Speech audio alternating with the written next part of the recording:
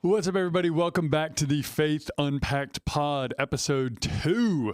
Today, I am joined, as always, by my father, Pastor Jason. And on the episode today, we've got an exciting one. We're going to be talking about the Life-Giving series.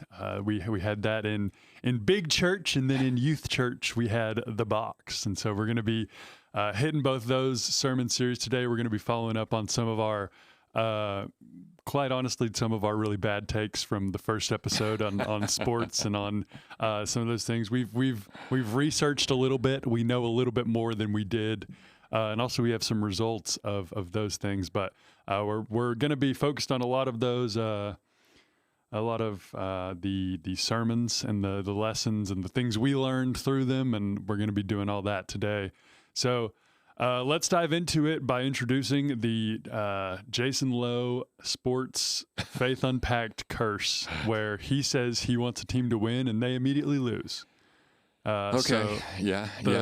Last episode, he said he wanted the Spurs to win. And I don't know how one series is all of a sudden a curse, but I guess that's part of it. It's because you said it on the podcast. I picked one thing and then it was a curse. Yeah, I was cheering for the Spurs, but they weren't ready. We saw that, and New York was ready, and they won. And then they burned a school bus. They did indeed. And there were people injured and things too. So 63 arrests. Yeah. 4 stabbings, 1 shooting. Yeah. I don't know where you're going with this, but I don't either. I'm just saying. I don't New York, think people are tuning in for the news. I just, celebrate responsibly. Yeah. And to be fair to me, I didn't say on the podcast, but I was cheering for the Carolina Hurricanes, and they did beat I was really more cheering against the Las Vegas Golden Knights because they beat my Avalanche. But he was cheering on the Avs, which he said, and then they lost. Well, they had already lost by the time we said that. That's not a curse. That's not how curses work. Yes, they were swept. The Stanley Cup Finals were set by the last time we did this. I don't remember. Okay. That's And then we talked about the World Cup, and I would like to say this about the World Cup. I think I've watched a majority of the games. I've actually enjoyed it more than I initially thought I would going into it. But I think that the biggest takeaway I've had from this is how much we take America for granted. And I've seen this in all the other cultures coming to America and experiencing things like Buc-ee's, experiencing things like free chips and queso. Or chips and salsa, not queso. Yeah, the queso costs, man. Yeah. But the free chips and salsa and the free refills and the just views and all of the different things that we have in America that we often take for granted. So nothing else in America is good except for food, is what I'm hearing from you. It's all the blessings of America is food. There's the views and there's the freedom of speech and things like that. Yeah, and then the celebrating. And then I've also enjoyed seeing have you seen all the clips of all the different people from the different cultures, they're kind of being mixed together because they're in the same city, so the South Koreans and the Mexico fans are in the same city, and so they're celebrating together, and so everywhere they go, all the videos I see, they're either just out in the street partying, but then they're playing Gangnam Style and because of the South Koreans, and they're all there partying together. And did you see where the Japanese fans stayed and cleaned up the stadium? And Jameis Winston joined them. Oh yeah, yeah, he did. That was just super cool. I mean, I think that's culture, right? I mean, nobody else really thinks about staying and cleaning things up except the Japanese. And that's another part of the how much we take for granted is we have these incredible stadiums, and we are just so used to just leaving our things at our seats, or just leaving popcorn or even movie theaters or whatever. It's we don't clean up after ourselves, and it's been. And then the Scottish fans are probably my favorite. Yeah. They're in Boston, and they're. Have you seen anything about them? A little bit. I mean, it's mostly been around alcohol, but yeah. Well, I'm almost inspired to learn how to play the bagpipes, because stay tuned for episode 3. yeah. It's been really just, there's been so much fun. They did a march to Fenway to watch the Red Sox play, and there was 30, 40 people just marching with like bagpipes, and they were all playing the same thing, and they all had their kilts on. If I learn how to play the bagpipes, which I'm probably not going to do. We haven't talked about Big Dan being in the room yet, but maybe Danny could get a picture of that to put in and show the folks about the marching to the World Cup game. And then like you can hear them on the ESPN broadcasts during the Red Sox games, and they're all singing and chanting, and I don't know. And then there's the one guy who gets woken up at 6:30 to like the guy playing his bagpipe outside, and he goes and makes friends with him. I'm just saying, I think that Danny is over here trying to find the bagpipes. He searched Scotland marching to the stadium for a World Cup. Scotland, the whole. Hey, but that's good. Hey, but I'd also we haven't touched it all on the football. Like the football has been exciting and nonstop, man. Yeah. And I know FIFA has added in hydration breaks in order to be able to sell more commercials for Fox. To be able to sell more commercials. That's really what it's all about. They don't care about the players.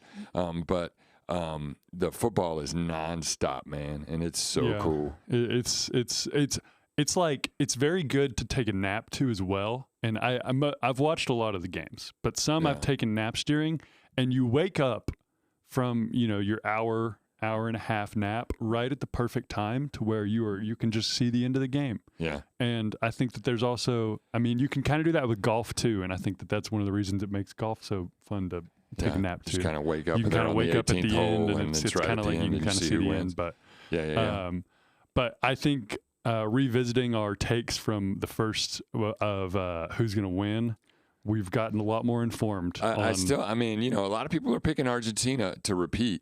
And so, I had South America last time, and I know Brazil didn't look super strong in their opening match, but I feel like, Argentina still, I'm all right with South America. I know you got Europe, and so that was France and Spain, and Spain played to a draw too in their first game. It was crazy. That's the fact that they did that. But I'm sticking with South America, man. I'm sticking with my pick. Well, Messi, man. Never bet against Messi.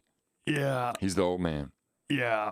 Well, I'm still happy with Europe, and I think I will be okay to stick with Europe for the continuation of this World Cup. But I'm very excited, and I've just liked all of the Japanese people too there's some clips of them getting on the news, and he's like, I don't speak English, but I'm excited. And then they just start yelling, and like him and the reporter, they just start yelling, and it's super funny. And I've seen that clip a bunch, but that's so cool. That's I don't know. There's not much going on in our lives other than teaching and lessons and sports. So that's what we talk about. Well, yeah, and we leave for Panama, and we've seen a couple movies and those kind of things. That is true. Do you want to talk about the movies now, or do you want to wait until see if they? I'm fine. Do whatever you want. All right. Well, let's just go ahead and get started with our life-giving series. So, this is your June kind of mini series. You had 2 weeks. We both actually had 2-week series this go round. They're going to Panama this week, so. You had to cut it short. So you guys are hitting camp. So camp's coming up. We're going to camp. So both ended up on 2 weeks. Yeah.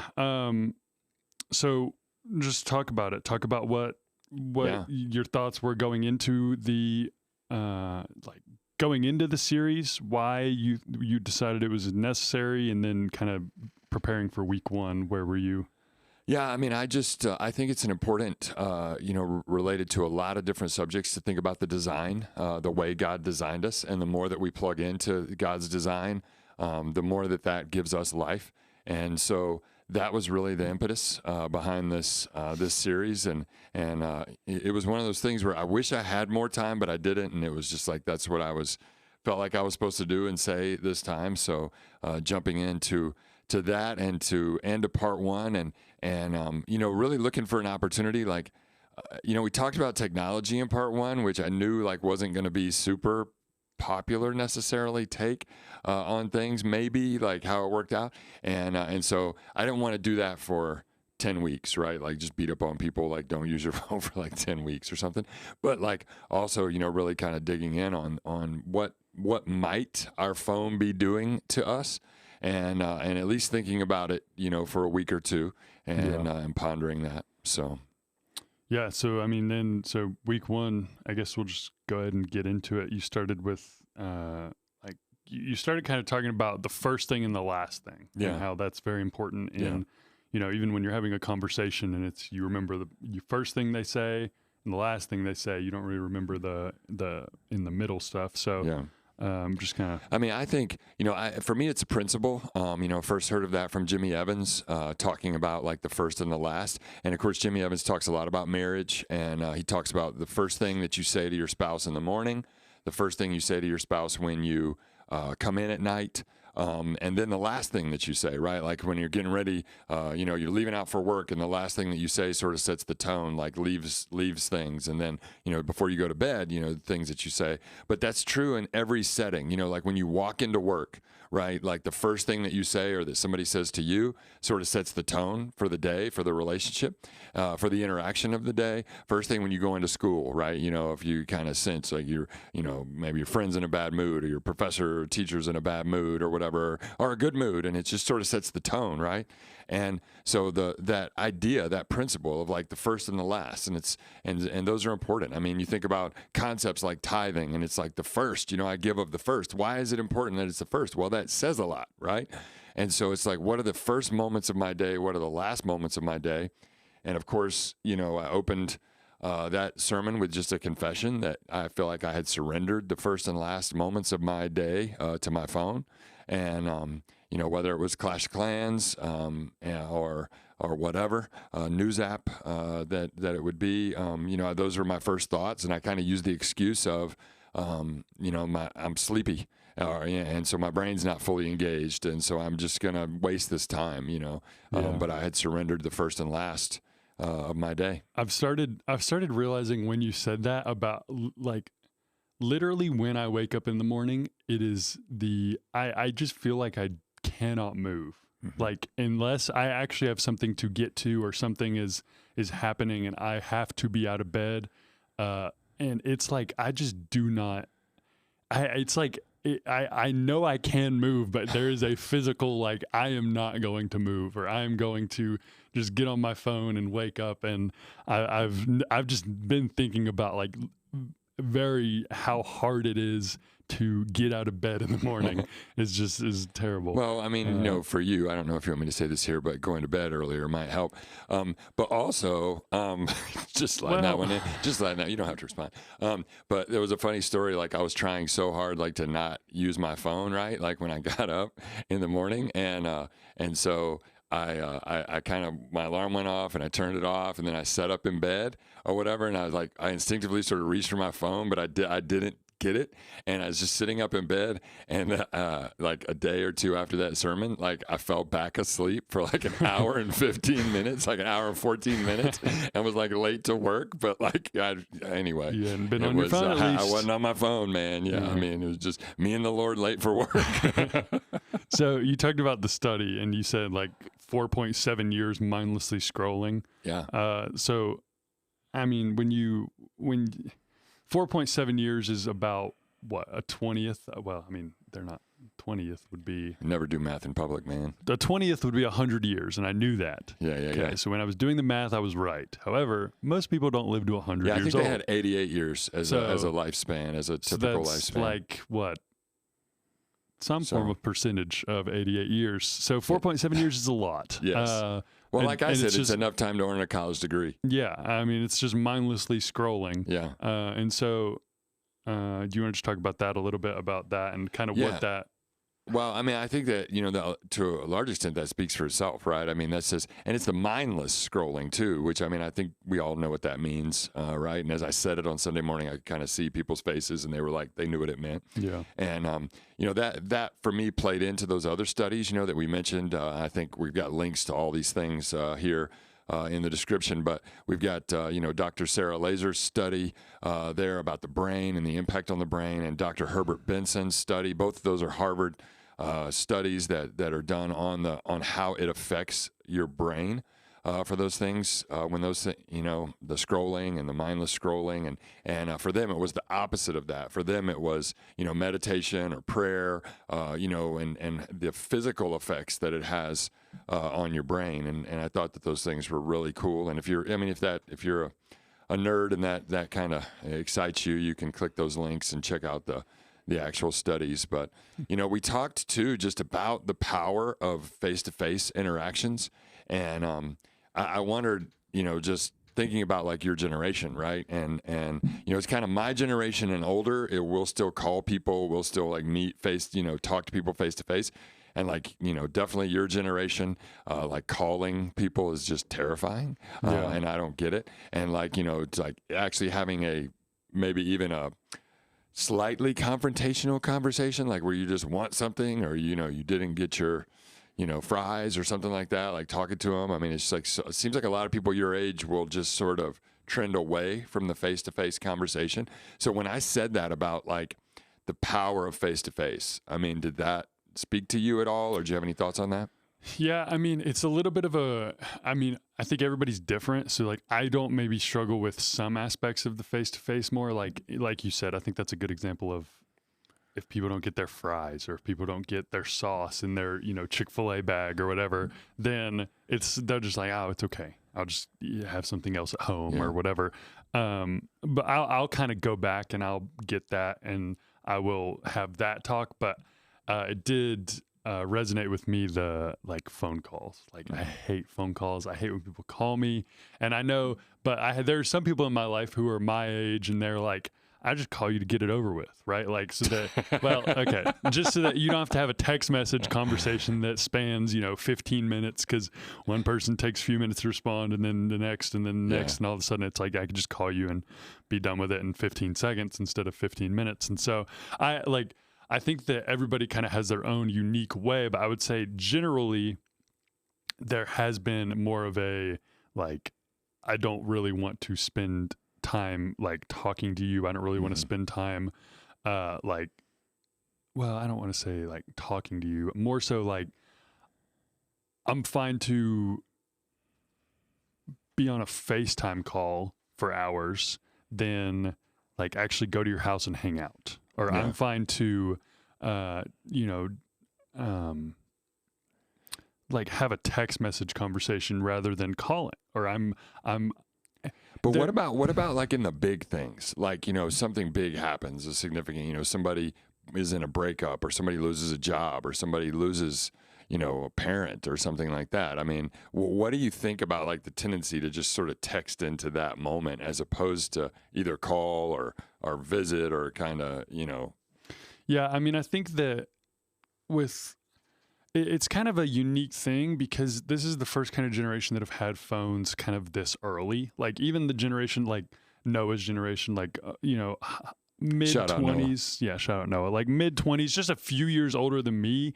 Like they weren't getting phones until they were, 13, 14, 15. But where like the kids now are getting phones at, 10, 11. I think that there's just we can't go and, I can't drive to my friend's house and I can't, go see them when that happens, or I can't go. So it's kind of forced on us in a way because it's like, we don't really have another way to communicate with you other than just like texting you or like checking up on you that way. And, there's the culture has changed from, back in your day, it's like, which I know not everything's like Stranger Things where you just get on the bike and just go. But I mean, there was a little bit of like more of a, like, you can just kind of go and you can kind of be away from the house for longer periods of time. And we don't really have that anymore, especially post-COVID. It's more, you just are kind of in your house and you just are like texting and checking in is kind of just how you do it now. And so, I'll tell you though, when I was a kid, like my mom would take me somewhere. Something happened or whatever. I mean, I remember one time one of my friends had I think it was a cat died, or whatever. And my mom took me over there to go see them because their cat died, And I mean, that was more. I mean, now it's like the kids, like you say, the kids have that, but also the parents sort of still enable that, right? They don't like say, hey, come on, we're going to see them. there's just not a thought. I mean, I'm guilty of that too, and I mean, that's something I've been thinking about, since dealing with that, because, for me, I really, really pondered like that 2 John 1:12 verse, where John says, that he's like, I'm not going to write this to you now. I'm going to wait till we're face to face. And then that Psalm 4:4 verse, that talks about being like, meditate within your heart on your bed and be still. And I mean, I've thought about that a lot. Like even, like I said, you reach for your phone, you just reach for your phone and you're just looking at your phone or whatever. And instead of meditating and thinking about the Lord and thinking about even what's going on in myself, it was funny because one of the statements that I made, I've got a manuscript, but it's a lot of things aren't on the manuscript. And one of the things was just like having a podcast or something going, shout out podcast, like all the time, right? Like it's just, I got to have noise all the time. I got to have something to think about all the time. And it's weird because I will feel unproductive if I don't. Like I'll think, man, like I'm not getting something done right now. Like I should be listening to a book. I should be listening to a podcast. I should be doing something else. And it's like, I don't value, like my own counsel, like thinking through things. I don't value the counsel of the Lord, like giving room for him to speak into it. It's just got to be noise all the time, but like productive noise, so that it's not like I don't feel guilty. I feel, the opposite. Well, I think that's the difference between you and me, because mine's an unproductive noise. I listen to music too, yeah. Mine's just music, or mine's just, random YouTube videos in the background, or mine's just, even white noise or brown noise to sleep to. That's like, so it's just literally, there's zero silence, like my fan's going, or there's, music in the car. We were talking one time about like, you said, we were talking about listening to music in the car, and somebody said, I was like, I don't understand how anybody doesn't listen to music in the car. Like how that's not the first thing that somebody, does when they get in the car is turn on their music and figure out what they want to do, even if it's for a 3-minute drive. And then you said, well, what about when you're sad? Or maybe it's you or Noah. You're like, what about when you're sad? And I was like, I still listen to music. I'll just drive the speed limit. And I maybe shouldn't admit that, but you just talked about Pastor Sam and how fast he drives, and then how fast Mom drives, and then how fast you drive. Yeah, it was given to me honestly. So I wonder if the officer will accept that as an excuse. I'm sure he will. In the DNA. So, but I mean, it's just there has to be something going all the time, and so even when you're not mindlessly scrolling, like when you're doing other things, it's still you're kind of using. You're not letting your mind be still. You're not letting your mind be quiet. Yeah, really pondering. Yeah. Well, and that line, we had that line that I think hit. I've heard some comments on this line, and it came out of really like a convicting place for me. Was like the greatest enemy is not evil; it's a lesser good. Yeah. And so none of the things that you described are like evil, right? Or for me, like I'm thinking it's productive. It's not like evil; it's productive. But is it a lesser good? And I think that our phones can bring us a lot of things that are like lesser good, and we're subbing that out, filling our head, never having time to think, and so this, that message, it's impacted me. You live with the word is always alive and active, and it's searching you out, and I think that really, had an impact on me. Yeah, and then like the whole, we're not bad people, so we're not tempted. Like, I'm not tempted to kill anybody. Or like, I'm not tempted to... Yeah, rob a bank. Yeah, well... Times are hard. It's like, I'm not tempted to do that. I'm just tempted to, lie, or I'm tempted to, get on my phone instead of... So it's, it's just, I'm not a bad person. It's evil is not that tempting to me. It's just kind of the lesser good, or the things that can kind of get me off track that are the temptations. So, what else? I mean, I know you mentioned the something about cows chewing cud. There's something in that. Well, I mean, we talked about, the meditate word, right? It's like there's the meditate word. that we find all throughout the Old Testament and, in the New Testament as well. And a lot of times when people say meditation, they think like Eastern mysticism or Eastern religions or yoga and that kind of thing. And it's like the Bible's been talking about meditation for a long time. And way before, a lot of these New Age kind of thoughts came about. And the Hebrew word Haggah is the word used in the Old Testament most of the time to talk about meditation. And it's thinking about something and really applying it to yourself, right? It's also used of lions growling, which is kind of an interesting thing. I heard someone say that Hebrew words are always like an overpacked suitcase. Like every Hebrew word is trying to do more than it can. So you've got this word that means like speaking to yourself, and you've also got this word that means like same word that means like a lion growling. But it's the Bible says like the lion growling over its prey, like it's when it's eating. And it's like this like satisfied like purring, like the big lion kind of purring over it. And so over their food, they're like, this is good, and it's like that. It's like that, just sort of dwelling on it, I don't know why that's funny, but I guess that's okay. It just was. You're just Some laughing at things me. when your dad does them, it's just really funny. Okay. I don't know why. All right.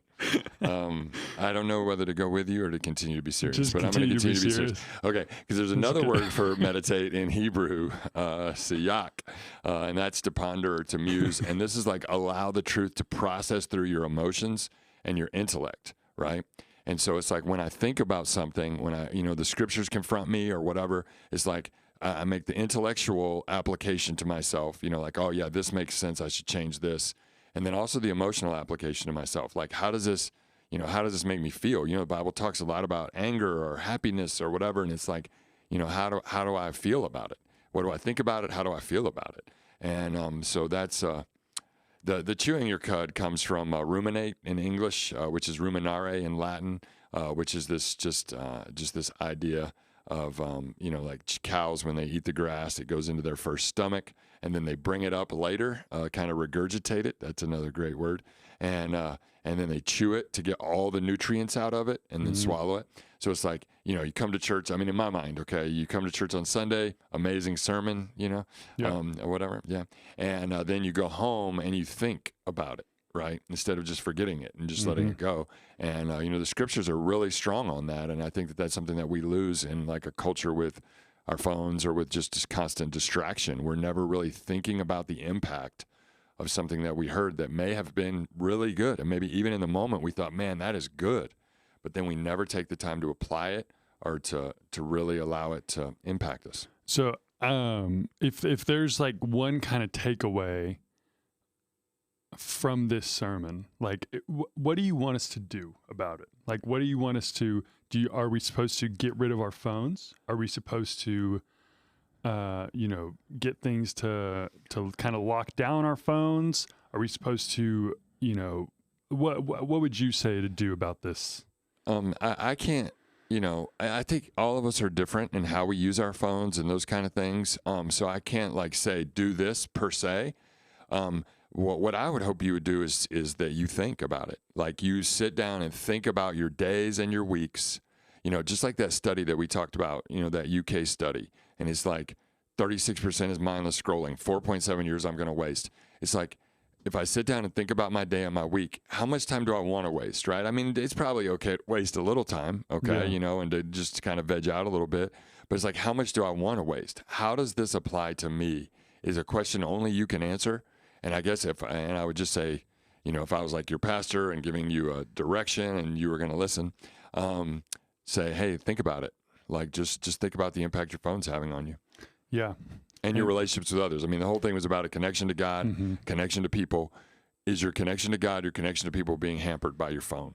Yeah, I was going to say, I mean, that's because, I mean, obviously it's really hard to live life without your phone. So I don't think that the application can be to get rid of your phone. But I mean, I think that for me, the most important well, I don't want to say most important, but for me, like a takeaway is that going and seeing people and going and building a connection with people, going in, in visiting with them. And you talked about the, old ladies bringing the casseroles all the time. And and it's like, that is, as in my friendships and in my, role as the youth director, even with these, like being involved and going to some sports games for the youth kids, right? Mm-hmm. And kind of building the connection that way instead of just texting them happy birthday or just like kind of building a physical, like I am here, like I am present, I'm at these things. And it's very important to build connections with, people that way. And so kind of just realizing that and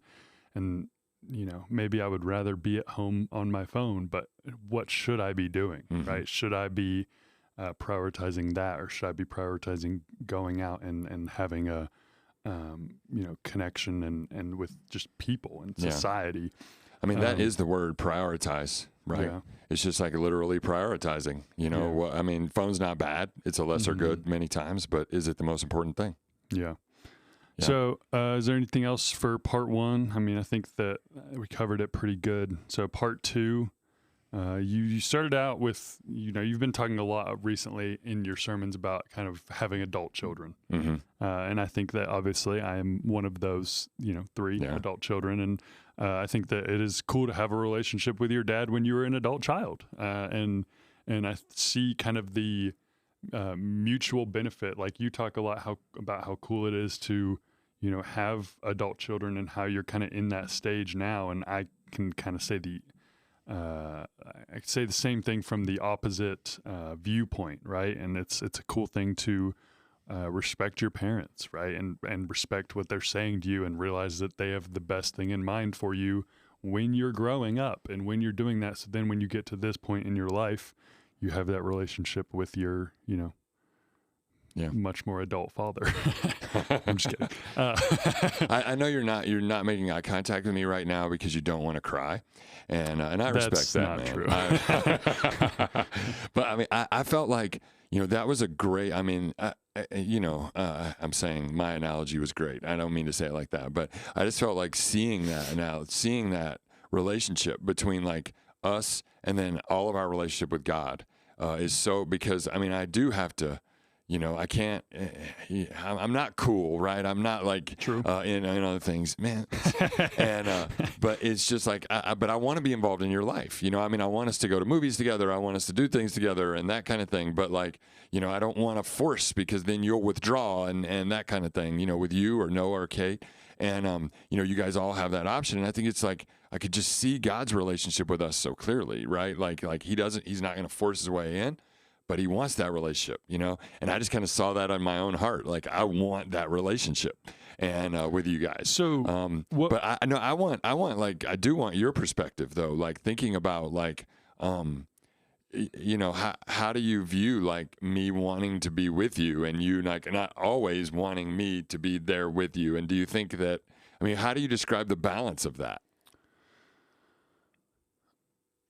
Because the only way I know to find a balance is to wait for you to invite me, right? It's like if you invite me in, like you invite me to play a game of League, you invite me to the movie, you invite me to a meal, like I just have to wait for that invitation or else. And see, I mean, that's why I just think it's such a perfect, understanding of our relationship with God. Because if I don't wait for the invitation, I'll probably overstep, right? Like I'll probably invite myself somewhere where you don't want me to be, and then like I'm harshing the vibes. Yeah, I mean, I don't know how to. I don't know. It's like I never really mind if you're there. I don't know. I'm not really I don't really care if you're there, but I'm also very bad in my life about like inviting people and being thoughtful about like how everybody is, like who needs to be included and who needs to be. So it's like I don't really know how to answer that of like, how do I walk that balance? It's just kind of like a situation where it's like, I just kind of don't want them here. And then it's like, I just don't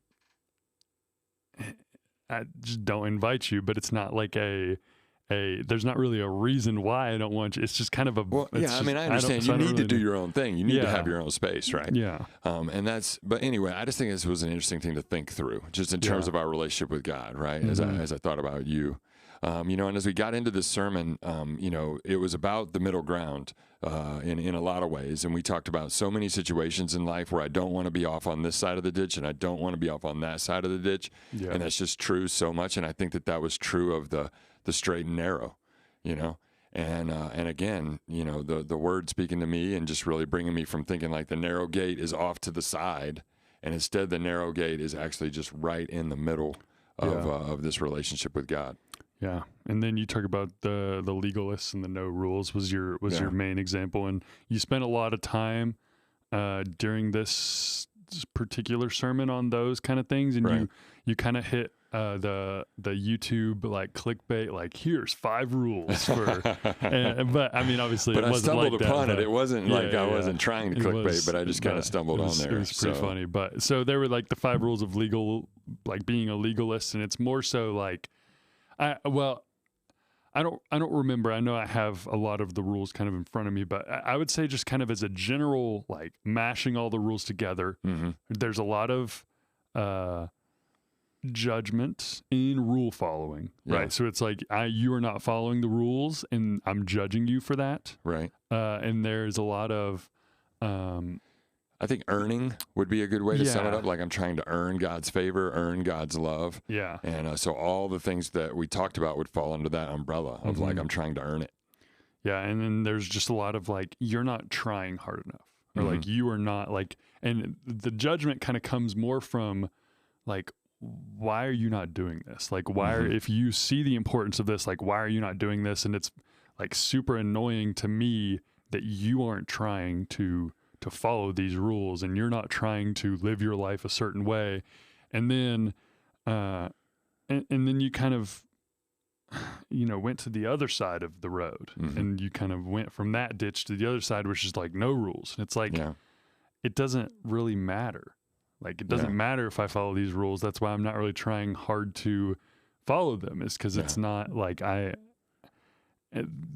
going to love me. Yeah, I mean, it's a misunderstanding of love in the same way that like a child gets spoiled, right? Like, the parents love the child, so they spoil the child and they give everything to the child and they do all that, and the child takes them for granted. Child begins to take everything for granted. And it's like when I have that spoiled, entitled view of God, of like, well, he loves me, so like it doesn't matter how I live. It doesn't matter what I do. He's going to love me. He's going to forgive me. And so I don't need any rules. So I think for that, I think like entitled would be a good summary word for all those things, and just feeling entitled. And, And I mean, I think that when you are on either side, or whenever you're in either ditch, it's very, very hard to see the other point of view. And it's even very hard to see that you are in. It's so hard to admit you're wrong, right? Like, or admit that you are too far, being too judgmental, right? Or you're being too harsh, because, and especially on I mean, I guess both sides, you kind of are like, I'm just loving them, right? Like, I'm just loving them. I just care about them, and so I want them to follow these rules, or I'm just loving them, so I don't want to force anything on them, right? I don't want to force them to have to change who they are. I don't want to force them to have to change how they're acting. And so it's kind of hard to see that. So, well, I mean, the Bible talks about strongholds and casting down strongholds. And what a stronghold is a system of thought in your mind.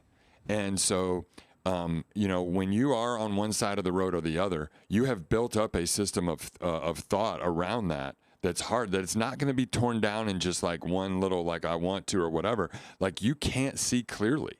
Like, you can't see because you've built all these thoughts around your perspective that it feels like you're right. Like at the core of your being, like I'm right. Like, why would I change? And I don't feel motivated to change. And it's like the scriptures and the Lord have to really cut in and really systematically cast down the stronghold, which is that house of thoughts that's built up around it. So, I mean, I think what you're saying is exactly right. It's like once you're in that position and you have all those thoughts built up, it's hard to see out of it, And so, again, just praying as part of our regular prayer to say, God, show me ways that I'm not thinking correctly. Like, Lord, show me, like even ways that are so much a part of me that I just can't see past it. It's another reason to have face-to-face conversations and to talk to somebody and to say, hey, like, I love you. I trust you. I know you love me and trust me. Like, do you see anything in me? And I mean, I go to Pastor Sam on a regular basis, and I mean, I know he loves me. I know he's wise. I know he's godly. And I go to him and say, is there anything in me that's wrong, or that you can see that I'm thinking wrong or whatever? And there's been times when he's, had something to say. Honestly, in my heart, I want in those conversations for him to just be like, no, you're perfect and you're great. And I think I'm so glad my daughter married you, and all that. But, there's been times when he'll say, hey, I think you're approaching this wrong, or that thing, wrong. And I need that. And I think it's helpful too that, like in your example, Pastor Sam is a very, very, very, very, very different person than you. Yeah. Like, so it's kind of, he sees things, he just sees the world from a different perspective than you. Like, he just sees everything through a different lens. And so when you're like, I can't see anything wrong with me, he's seeing other angles of you, right? And or he's seeing, how you are affecting people, and how you are making people feel, and so maybe he can speak to those kind of things. So everything you just said was great, and you said this all during the sermon very well, and then a few minutes after all this, we're talking about circumcision. Yeah. And so how did we get from one thing to another, and how does it all go together? Well, one of the things, like when we're reading the Bible, we have to understand the culture of the time. And so, or else it doesn't make sense. And Paul talks about circumcision so much in there that, if you don't know what that is, or you don't know why it's a big deal, you're like, well, I don't understand what's happening here. But for us, circumcision is an awkward thing to talk about, right? Because it's not a very public thing, and, whatever. In fact, a lot of people, I did hear from some parents who are on the way home and having to explain to their children, like, what is circumcision, right? Yikes. And it was, but at the same time, it's like, is that a little bit confessional that you've not been reading the Bible, like, with your children? Because the circumcision, Paul mentions it so much in the New Testament that, like, you would have to have, you're either not reading the Bible, or you're like dodging huge chunks of the Bible if you never have to deal with what the topic of circumcision is. And so for Paul and for me, Galatians 5:6 is such an amazing verse, and I think we lose it because of circumcision. Like he says, for in Christ Jesus, neither circumcision nor uncircumcision avails anything, right? And so we don't want to talk about circumcision, so we don't think about it. But circumcision being the law, and then, an uncircumcision being like, I'm not a slave to the law anymore. And so but instead, and then that verse finishes out, but faith working through love. So it's like, man, that's the prescription, but we kind of avoid it because we don't want to talk about circumcision. So, as we're reading in the New Testament, thinking about circumcision, and I read it, I just think law, like I'm bound by the law and not by grace. And it changes the whole way that I approach God.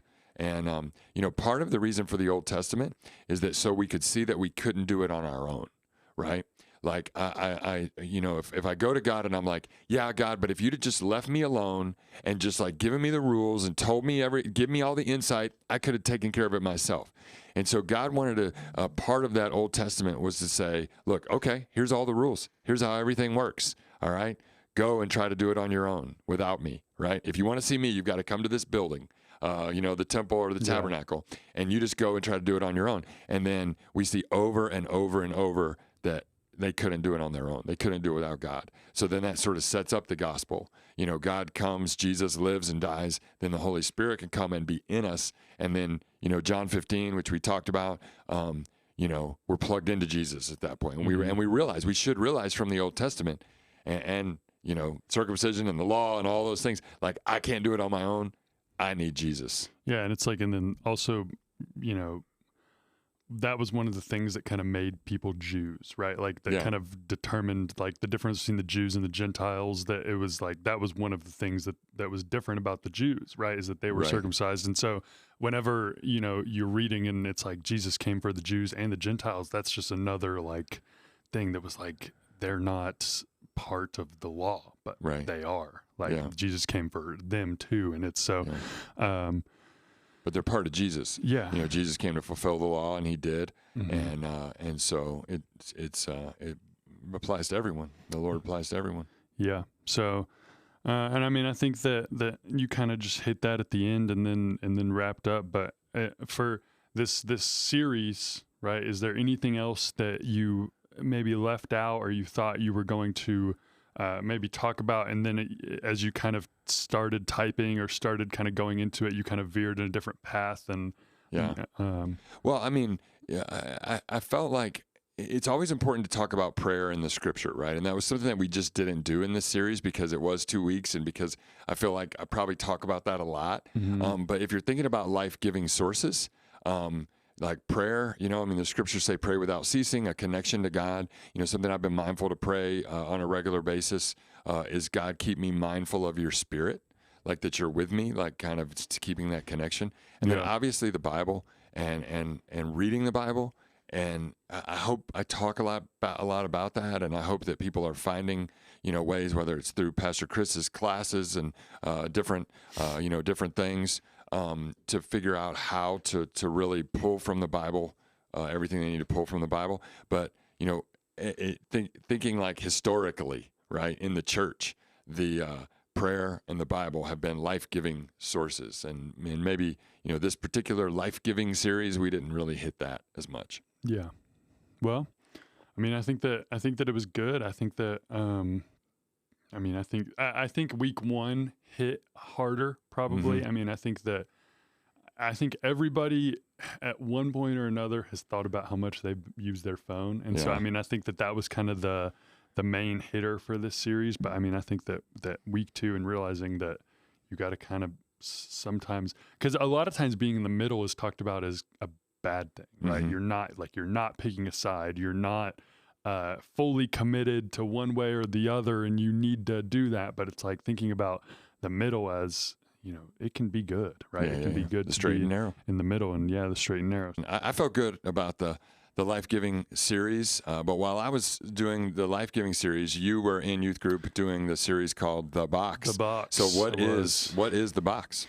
Well, so for this series, I thought that it was very important to so kind of the context going into this series. So this was the first series that our upcoming 7th graders, right? So they just moved from 6th into 7th grade, and they just joined the youth group. And so I wanted to kind of have more of a general, I didn't want to just immediately have them dig into something super deep and something super, had specific. To have, specific and knowledge. I wanted to have more of a general kind of just lessons and series topic. And so as I was thinking about that, I kept thinking about this thing that a lot of times we put God in a box, right? And a lot of times we limit God's power. A lot of times, and we don't even do it intentionally. And a big phrase that was used during this series was, we know God is powerful, but, and so we used that. And I had a 2-week series as well. So we used that phrase both weeks. It was like, I know God is powerful, but. In the first week, we kind of hit I know God is powerful, but sometimes we limit how he can use that power. And so I talked about a story from a time in my life where I, once again, like you mentioned earlier, had stayed up very late. And I actually, Danny, can we look this up? Because I think that now would be the time to actually answer this question. But I was in Qdoba, and I told this story, and I was in Qdoba, and I saw these kind of 3 different generations of people, and I thought, how do bones grow? And can you look that up? How do bones grow? Because, and it genuinely made no sense to me. Like, it genuinely didn't, because I was thinking about baby teeth, right? Yeah. And you lose your baby teeth, and then your adult teeth grow in, but your bones just grow. Just expand. They just expand, and you just grow with them. And it's like, but how does that work? And so, okay, so let's learn. Okay, how do bones grow? Bones grow in both length and width through a highly active process of cellular division, cartilage formation, and mineralization. This development is driven by growth hormones and involves specialized cells called osteoblasts, or bone makers, and osteoclasts, bone removers. So you, as the smart man, would you like to explain that? Well, it makes sense. Cell division is how everything grows, right? You got one cell and it becomes 2 cells and then it's bigger. But with those osteoclasts being the special cells that cause cell division, the fact that bones are a different type of cell than a lot of the other cells in your body, and they're hard and hold everything, anchor everything for you, anchor all your muscles and stuff. So I mean, those are special cells, but yeah, I mean, growth happens through cell division is the bottom line. It's basically what he's saying is I'm dumb and I should know this. But that was kind of the point of the lesson, right? It was like, maybe I should know this, but like, how do bones grow? And kind of where I was going with that is sometimes we just don't understand things. And so, and going back to the, God is powerful, but we were talking about like God is powerful, but sometimes we limit how he can work. And because in our minds, sometimes things only make sense one way, right? Mm-hmm. There's only one way of doing things. I'm a big cereal guy, okay? And so when I'm getting a bowl of cereal, I get the bowl, pour the cereal in, pour the milk on it, and then get the spoon and eat it, right? But then, you get online and you see somebody pouring the milk first, and it's like... Yeah, that's crazy. It's just insane, right? But that's just maybe how they were born and raised, and that's how they think about doing it. And so I just kind of hitting this, like, how we just limit God's power to, like, he can only do things a certain way when that's not the case. Yeah. And we talked about... One of my favorite stories in the Bible is what you used in talking about this, man. I mean, I love the story of Naaman so much. Yeah, so... And just the whole way he goes about it, I thought it was a perfect illustration for this principle that you're talking about, because it's exactly what he thought, right? It was like, there's one way to do it. I had an expectation of how it was going to happen, and then it's not being met. And a lot of times in the Bible, so obviously we did talk about the story of Naaman. He goes to, was it Elisha? Yeah. Right? Yeah, he goes to Elisha, and he's like, I have what? I don't know. Was it Elisha or Elijah? I think it was, because it was Elisha. So he goes to Elisha. Can we edit me asking that out? Doctor. Oh no. No. So and like he goes to Elisha and he says, "Yo, I have leprosy. Can you heal me?" And like, what do I need to do to get healed? And Elisha's like, well, just go wash yourself in the. I don't remember the name of the river, but go wash yourself in the. Was it the Jordan? Wasn't it the Jordan? It might have been. I don't remember. Man, we really got to prepare better. I know. So he's like, just go to this river and wash yourself 7 times. And Naaman is like, I don't want to go I don't want to go wash myself in this dirty, nasty river. There's better rivers. I'm like, why does it have to be this one? Yeah. But I think in the Bible, I know in the Bible, it literally says the words "I thought," like Naaman thought, right? Like and then like says what he thought, and that doesn't happen in many of the stories in the Bible where you literally get like the person admitting like, "I thought this would happen differently," right. And so I think that it just kind of showed the point of like, I don't think that God could heal me this way. Yeah. Right. I only think God could heal me by, and Naaman's like, I thought you would put your hand over the spot and like wave your hand and say some words, like some magic words, like he's a wizard or something. Yeah. And so I thought that it was funny that he just imagined him like, Dr. Strange or, doing whatever. And he would just be better. And then he's like, no, I'm not going to do it. And he gets really mad. And then his servant's like, you would have done so much more if he'd asked you to do it, because you thought it would be a grand thing. Like you would have paid him money. You would have done these things if you but he just asked you to do this simple thing, and then you won't do it because you didn't think that that's how it could work.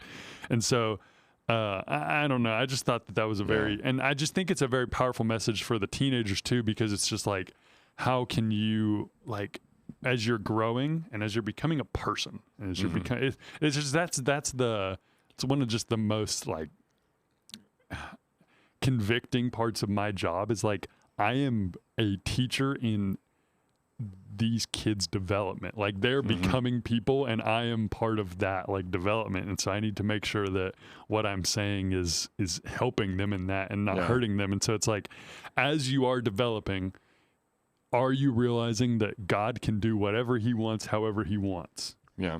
It's like, and it's kind of it's a mind-blowing thing, right? That, I mean, it's anything you can think of, right? Like if the roof just all of a sudden disappeared right now, like he could do that. It's just like things that and you know how God can heal you, how God can restore you. And then, well, I mean that is one of my favorite things. My favorite topics is expectations, right? Because I mean, you have expectations, and you think whether it's how God's going to work or how somebody's going to act or whatever. And Naaman showed up with expectations, like you're saying. And if I'm right, the prophet, right, that Elijah didn't even come out and see him. And so I mean, that hits another thing is like pride. Right? It's like, man, like this guy didn't even think I was worthy to come out and see me. I thought he was going to wave his hand over this. And now he just sent a servant to tell me to go dip in this dirty river 7 times. And it's like pride, expectations, just all hitting right there. And then praise the Lord for a servant who was like willing, and Naaman was willing to listen to him, you know, because you think, I mean, Naaman's super powerful and he's got this servant that he could have just blown him off, you know, just like, what are you doing talking to me, right, or whatever. But instead, you know, the servant's making sense. You know, he's like, listen, if he'd told you to do something hard, you'd have done it. I mean, you've got leprosy, bro. Your ears are falling off. Your nose is falling off. Like, don't you want to? If he'd told you to do something hard, you'd have done it, right? You'd have climbed Mount Everest if he'd tell you to do that. All he said was just go down here and dip 7 times. You can do that, you know. Yeah. But like the expectations and the pride for us, we can take something that's easy and make it hard just out of expectations and pride. And I mean, I thought you did a great job, because I mean, I think that's an exact description of, like you said, the box that we put God in, that we put other people in, and we've got our expectations, and it's kind of our way or no way. Yeah, and I think it was cool because the reason that Naaman was going to see Elisha in the first place was because a servant said, hey, there's this guy, right? Like, hey, Elisha is up in, I don't remember what town he was in at that time, but he's like, go up here and you'll find Elisha and he can heal you, right? And so it's like the servants, I don't know if it was the same servant, but I don't think so. It just says kind of a servant. And so he's like kind of getting helped along in this journey just by the people. And it kind of goes along with what your series was about, you know, if he hadn't have had those people, and if he hadn't have had that, because, you know, Naaman was a well-liked guy, and he had a community around him of people that liked him and cared about him. And so it's cool. I'm just thinking now, like, you know, he was humble, like he had expectations, he had pride, you know, he had the bad things, but he was saved by the good thing. Like there was humility, and that like bailed him out, right? Like it helped to cover the other weaknesses in his life. Yeah. And I mean, I think too, a lot of times that's just how you can see people too. Like is in this story, we kind of see Naaman's, you know, his pride and his arrogance and his, you know, wrong. Yeah. But then you can see like he wasn't just a bad guy, right? And so sometimes it's like easy to, you know, Doubting Thomas gets the doubting nickname because he doubted one time, and then he's, you know, crucified or whatever for, you know, spreading the gospel. Is that what you're talking about? Oh, literally. No, like literally later on in his life, he's killed because of his belief in Jesus, but no, he's Doubting Thomas still. And so it's like sometimes in your life, you just judge people by a few actions, and it's like maybe they're not, you know, that bad of a guy. But there's one like little quote or, you know, slide that I put on the screen that the moment we stop trying to fit God into our understanding is the moment we start making room for him to work in ways we never expected. Yeah. So it's like once you take God out of the box, then that frees him up to kind of do whatever he wants to do and not whatever you want him to do. So, I mean, you just sit and like pray crazy prayers, like, or whatever, you know, just like, I mean, you know, we've talked about, like, we prayed for President Xi from China, you know, in our prayer, for the church prompts, and prayer prompts for the church. And I mean, just like crazy prayers, like imagine if President Xi got saved, like, I mean, it would be crazy. Right. And I mean, like, but how often do we pray? I mean, imagine if, you know, just whatever crazy thing you can think of actually happened. Like what could happen for the gospel? What could happen for the kingdom? What could happen in your own life, you know, and taking God out of the box, even just, you know, for a prayer time would be awesome. Yeah. And I mean, so, I mean, that was pretty much the first lesson of that, of the box. And then the second week, I was hoping nobody would call me out on this at all, but I didn't mention the box one time because it was kind of how I was talking to him about, you start out in a direction for your lesson and then you kind of just like, maybe I want to go this way with it. Yeah. And then I went that way with it, and that way didn't involve a box at all. And so it was still like and I had an analogy for a box, but I just didn't end up using it. And so there's actually no box that was mentioned, but this is week 2 of the box. I think I said that to you right after, didn't I? Yeah, you did. I was like, I know, but I was just hoping nobody would. I'm trying, man. I'm trying to help. Yeah. So, but week 2 was basically about how sometimes you don't see the full story, right? And sometimes you don't know everything that's going on, and God does. Literally, like I was in there and I was thinking like you were going to say like you're in the box and you can't see out of the box. Well, there were some analogies I could have used for the box, and I'll get into this in a second, what I actually did, because I was thinking like, if you're looking at a box dead on, right, and it's a 3D object, so there's a side of the box that you're not going to see if you're looking at it dead on, and so even if, if you're looking at one side and you're praying, you're talking to God, and then he kind of reveals to you the second side, you're still not seeing the whole thing. You're seeing more of it, but you're not seeing the whole thing still. And so I thought about using that analogy, but I went with something else. But I thought it was good. I mean, it was right there. Yeah, it was just, I could have added it. But so I actually went from that box analogy to a bike, and I was going to take apart a bike and have the different parts of a bicycle. And then I have volunteers come up and kind of give them all the different parts of the bike and be like, you guys have the same thing. Yeah. And, but they didn't, right? One had a wheel, one would have a tire, one would have the seat, and it's like, describe what you're feeling. And Danny, if you want to look this up, there was actually an image that I kind of took this idea from, and it was the blind people touching an elephant. Yeah. I mean, that's an ancient story, right? That's supposed to be, And so, there's like the analogy is like one person's touching the tail. Do that third one right there.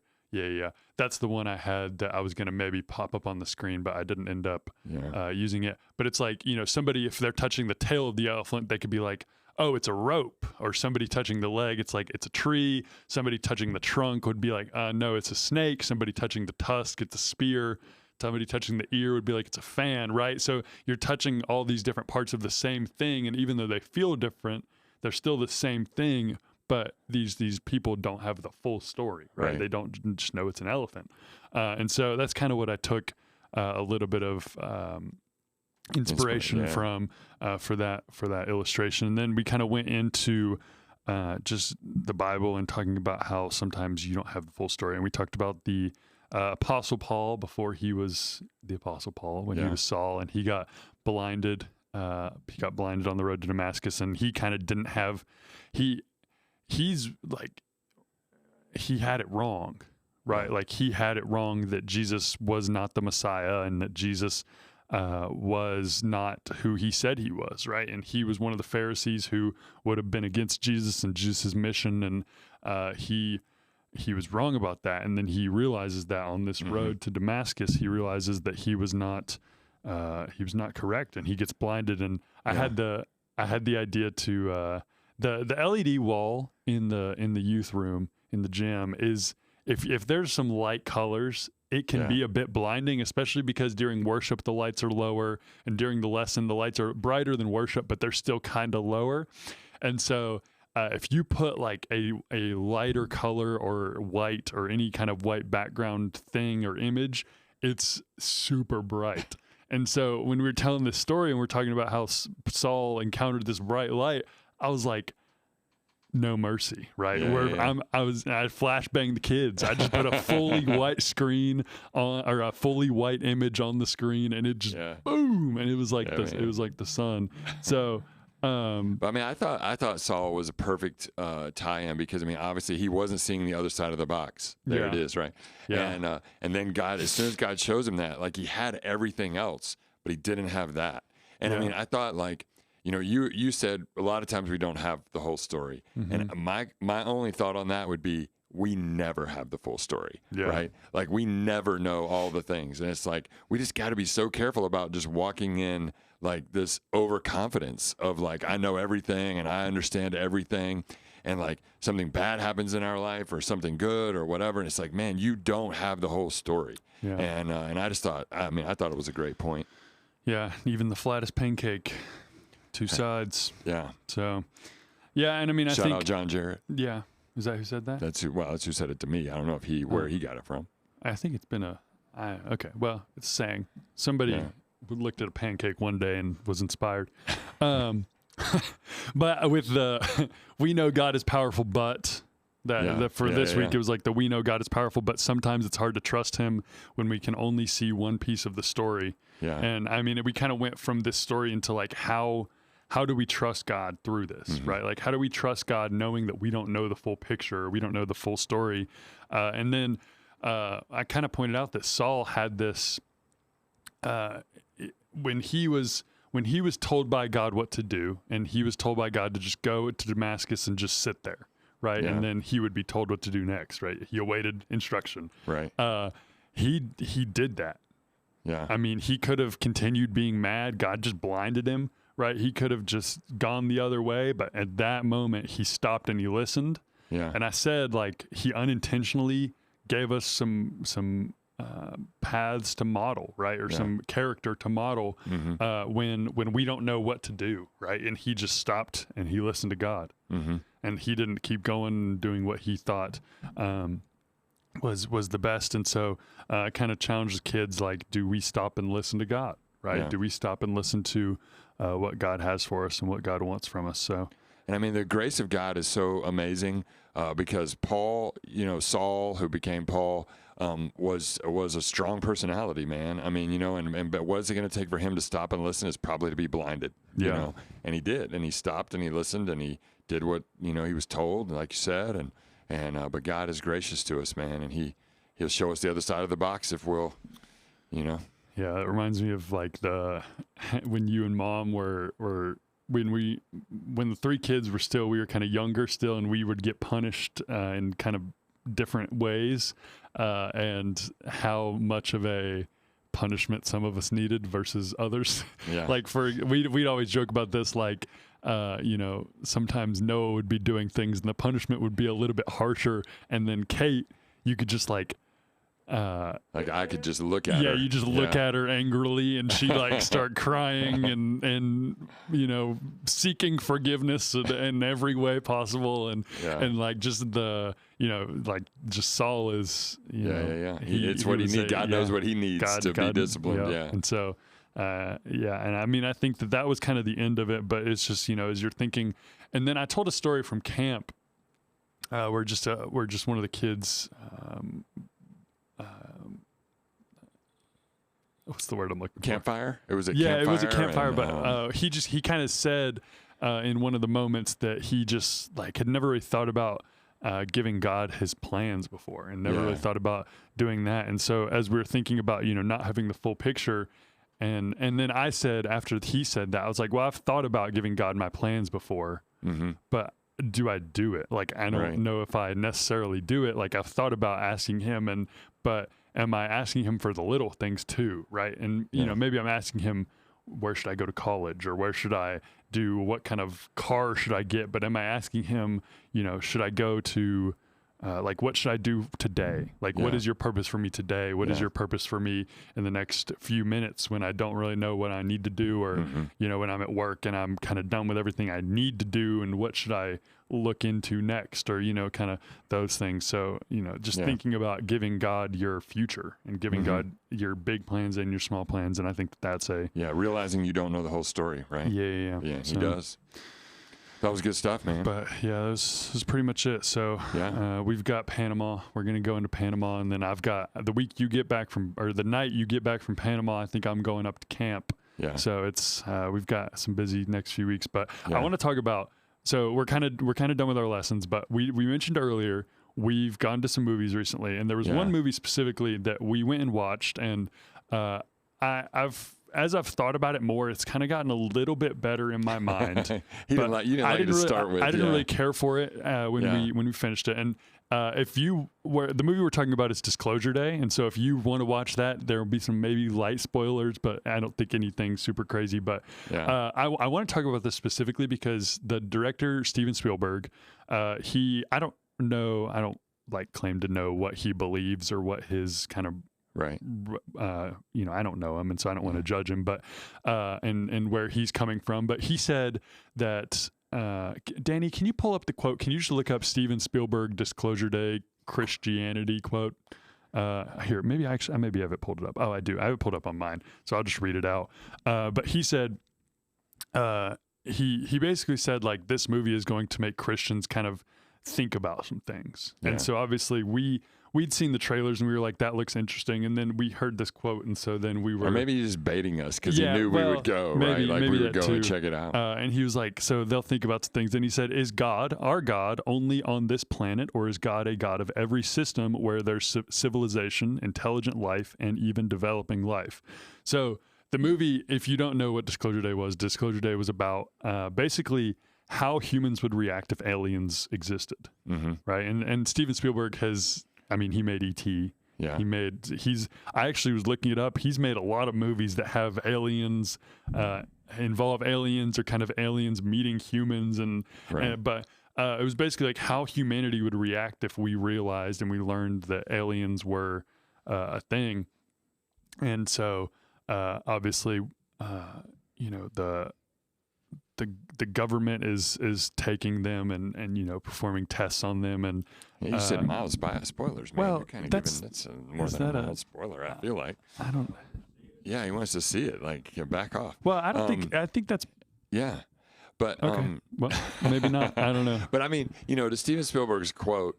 I feel like it's so funny how people that criticize Christianity, they want it like both ways, right? They want the whole universe to have started like kind of Big Bang and it all be one universe, but like, oh, well, if there's a God, he can't be God of the whole universe, right? Yeah. It's like, well, which is it? Did it all start from one thing and then expand, or is it not one thing and aliens come from somewhere else and that kind of thing? And so, it did pique our interest, right? And there is like a Christian theme to this whole movie and whatever, and that kind of thing.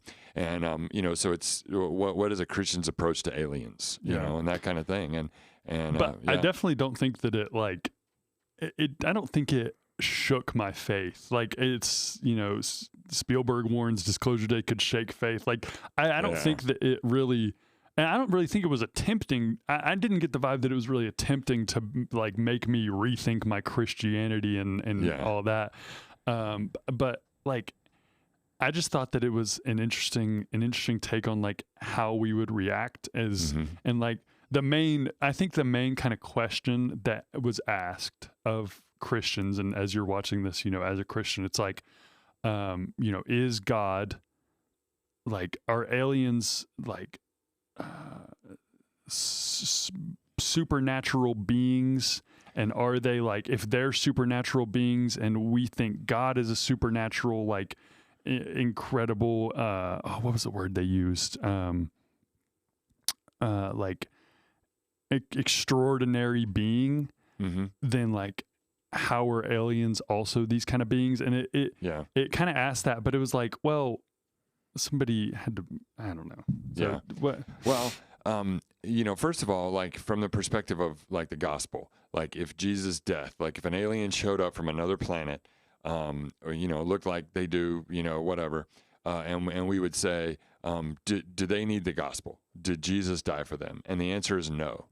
Because, the scriptures are clear. Jesus is the second Adam, right? And he came to save, the descendants of Adam and Eve and to save humanity. So the gospel would not apply to aliens, okay? And shout out Dr. Bowdle, all those years ago when I was in my undergrad. So this is a long time before aliens were like, a big deal. And I mean, they've all, been a big deal, Area 51 and all that. But I mean, before it was like this modern conversation. And, he talked to us about that and kind of articulated that, and I agree, and I don't think that that's the case. However, what if aliens show up? First of all, I mean, I think physics tells us that it's really impossible for aliens to just come out of nowhere and just show up and to travel across space and us not see them or have any kind of whatever, that they would have to come from a different dimension. And as Christians, we believe in another dimension, the spiritual dimension, that there are things happening all around us. There are angels and demons and the spiritual things that are happening in another dimension. So, as you and I kind of fleshed out talking through, aliens and all that kind of stuff, I'm like, if somebody comes out of another dimension, then we have to just stop and say, all right, first questions that we have to ask are, is this something that we are familiar with? Is this an angel or a demon? And what is happening here in language that we can describe? And I mean, the scriptures talk about, the Antichrist showing up and there being a great deception and all those kind of things. And I don't think it's too far-fetched to think that it could be that, because I mean, it's exactly kind of where you went with Steven Spielberg's quote, is the idea of, well, these must be superior beings. Right? Yeah. And so we're assuming they're superior. And if they are superior, we would listen to them. The whole world would unite behind them. And there could be peace, right? Like, because of these superior beings. And that's exactly what the Antichrist would bring in. So I'm not saying that that's the case, but it could be the case and would make sense. So if something shows up from another dimension, we gotta ask the first questions first. If the Bible is true, then it's saying, all right, are these angels or are these demons? Because that's what another dimension is. Yeah. And now we can clickbait this episode and be like, does Pastor Jason believe aliens exist or aliens are real? And so, that'll be good. That'll hit the I don't know the whole well. story as the box is well, saying. Well, that's true. It's like, we don't know. And if they are from a spiritual dimension, it's like, well, why are they here? Is it so we don't know the whole story. So, but I mean, I just thought that it was interesting of like as far as just Christian culture goes, it's like another, because I think a lot of times in Hollywood, there's a very, anti-Christian, or there's like anti-religion kind of stances. And I thought that this wasn't necessarily that. Like, it was kind of it was a more unique perspective of like, just thinking about this and thinking about like they always address us though, right? Like they always address Christianity in some of these ways. And I just think it shows the influence that we have, in culture still. We talk about not having influence and, we've lost influence and everybody's this non-Christian nation and all that. But yet here's this biggest movie of the summer, one of the biggest budgeted movies of the summer. And here it is smack in the middle of it. We've got to address what Christians believe about aliens. Yeah. And I think it's cool, it kind of shows that we still have maybe more influence than we think we do. Yeah, because it would also make a Buddhist question. Like, if the aliens, like the same thing would apply to like, if they believed in Buddha, like would Buddha be the god over the aliens or, whatever. Right. So, but yeah, I mean, I think that's just cool. But I just wanted to talk about that because I thought that it was a cool kind of just thing that we could get into. And yeah, man, I got one last thing, if that's all right. Yeah. I wanted to talk a little bit. I know the creative worship night happened. Oh, yeah. And for me, I don't want to. It was a great night, and just a really cool experience. And we didn't live stream it because we thought, man, you can't really, like, a lot of it was about the art and about meeting the artists and all that. But I did share a message in that. And really the main thought behind that was that creating is greater than consuming. And, we're in such a consumer place, right? Like, we consume videos, we consume content. It's always given to us. And yet God designed us to create. And I know, one of the things that I brought up was the serpent came to Eve. And to me, and I had never thought about this before, kind of preparing for that talk. What he came to her and said was, why don't you just consume? Like, instead of listening to God, instead of like creating anything, why don't you just consume? And I just, this is like, started something in me that's really making me think a lot about like our church and like going forward. And, we were just kind of in creative worship night. And I mean, it was a smaller service and just whatever. And it wasn't live streamed and all of that. And I'm just thinking, man, how do we get that into a broader understanding? Because I think maybe that's the key to a lot of things that we're talking about. It's like, man, we were designed to create, and we need to be creating and not just consuming. And so, obviously we've got our Faith Art exhibit this week, and, we're trying to highlight creators and all of that. But man, I think that's something that we need to address personally. And I think too, I thought that point was like super just insane to think about, of like the first time we were ever asked to consume was, because I mean, Adam and Eve were working, right? Like they were keeping the garden and all of those things. Like they weren't just, chilling and doing that. Like the first time they were asked to consume was the apple. And so, but there's a you have to consume some things. And like the art exhibit, for example, like if nobody comes and nobody consumes that, it's like, well, why are we having an art exhibit? Yeah. But it's like we're having an art exhibit for people to consume the creation. Yeah. Right. And so but it's another middle of the road, right? It's another balance that we talked about. But just like the consuming the creation is also important, but we need to be having our own creations as well. And we use those things we consume, and we use our life experiences to make our own unique creations. Right. And like, Dr. Kenny Isom, his paintings, he could just explain to you where these things came from and where these ideas came from. And when you look at it, you're like, this makes no sense to me at all. Yeah. But then he explains to you like the paintings, and he's like, well, these are palettes that I used back in the 90s and whatever. And you're like, oh, that's so cool. And he's like explaining the shape to it and all that. And you kind of see part of Kenny in those creations. And so it's like, well, what can I create? Like, what can I create that's my own thing? And maybe somebody consumes it, maybe somebody doesn't, but it's like, am I creating? Am I, I think that I think that the apple was one of the main highlights for me from your sermon that night. But I think another one was you talked about how you use like different artists, and you had different artists up on stage, and how not just like painting and not just quilt making and not just those things are art. Like I think that that's one of the big takeaways too. And like being creative, there's so much more to it than just that. It's like if there's what did you say? If there's a problem.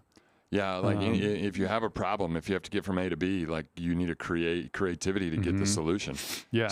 And I mean, I think you're talking about Dakota. We had Dakota, who is a civil engineer, up on the stage with us, and up on the wall, put bridges and put levees that had she had a hand in designing, and talking about, man, here's a problem, right? Whether it's flooding that a levee solves, whether it's a bridge you're trying to get over the water, or the gap in the road, and so solving that problem, took that civil engineering, and I mean, she just does math and all of that, and she thinks, well, this isn't creative, but it is creative, right? I mean, she has to factor in all the things she has to factor in, and then draw something like in the first line on that's going to be like, hey, this is where this is going, and this is what's happening. I mean, that is, I think, amazingly creative. And we took a Minecraft screen and we put it up there and talked about spawning in a Minecraft world. That got us a lot of attention. And like how you have, like, you can go anywhere, right? Yeah. Like you can go anywhere, you can do anything, you can build anything, and that's kind of how we are in life too. But we have the options, right? And we have the creativity. Yeah.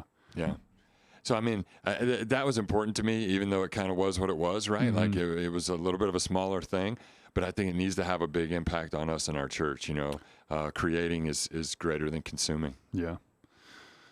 Yeah. Well, is there any other things that you have to talk about or say? I mean, I think we've covered some good things. Yeah. I think there's been some good things happening over the last even 2 weeks at our church. I think there's been some thing. If I mean, the art exhibit, I know this probably will come out whenever after it's done, but if it's not, by chance, come see it. And if you saw it, how cool it was, and all of the different art and creativity and all that stuff. So, but I think that is it for us on episode 2. It is a wrap. So We'll see you guys next week. Be sure to check in on the Church Center app, see all the upcoming events and all the things that we have going on. But other than that, we'll see you guys next time on the Faith Unpacked podcast. Yep. Love you guys.